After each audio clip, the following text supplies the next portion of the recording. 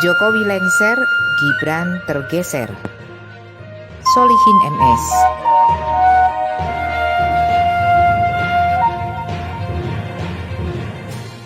Tulisan ini diasumsikan jika Prabowo sekarang masih Prabowo yang dulu. Seperti ungkapannya, saya sekarang masih seperti yang dulu. Maka beberapa bulan ke depan, Prabowo akan jadi musuh Jokowi.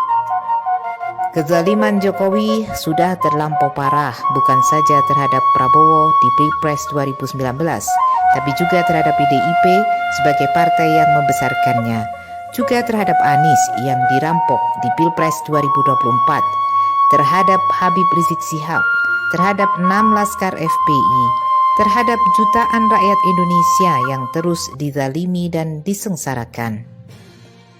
Selama kurang lebih 5 tahun, Prabowo bersiasat menempel Jokowi sebagai pembantunya sampai akhirnya Jokowi masuk perangkap Prabowo.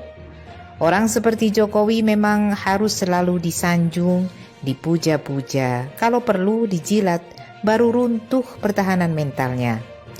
Tapi jika Jokowi diprotes, dikritik, dicaci, dihujat, atau bahkan dihina, dia tidak akan meladeninya. Walaupun yang memprotes jutaan orang.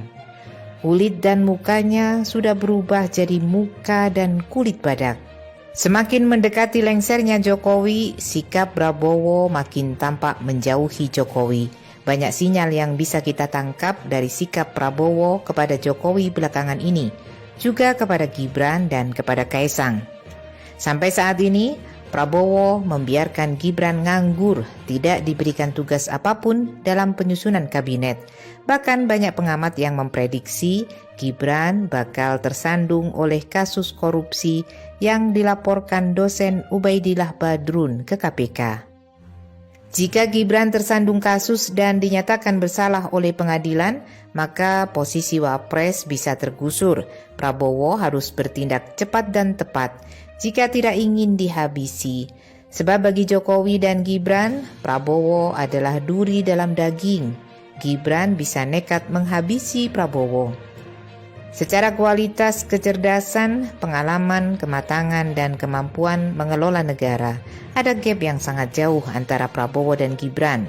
Gibran adalah bocil yang dikarbit untuk jadi pemimpin negara.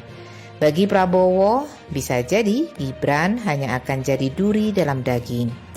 Demikian juga sikap Prabowo terhadap Kaesang. Secara hati nurani tidak mendukung Kaesang dan jelas lebih memilih kadernya dari Gerindra daripada harus mengusung Kaesang di Pilgub DKI Jakarta. Tapi lagi-lagi Prabowo harus bermain cantik sehingga sampai masa akhir jabatan Jokowi nanti tetap percaya dan tidak membuat langkah dramatis yang membuyarkan semua siasat Prabowo. Ada kemungkinan Anies tetap jadi gubernur DKI Jakarta dan Kaesang bakal tersingkir. Siasat ini juga sedang dimainkan oleh Golkar yang tidak mendukung Ridwan Kamil maju di Pilgub DKI berpasangan dengan Kaesang, tapi mendorongnya maju di Pilgub Jabar.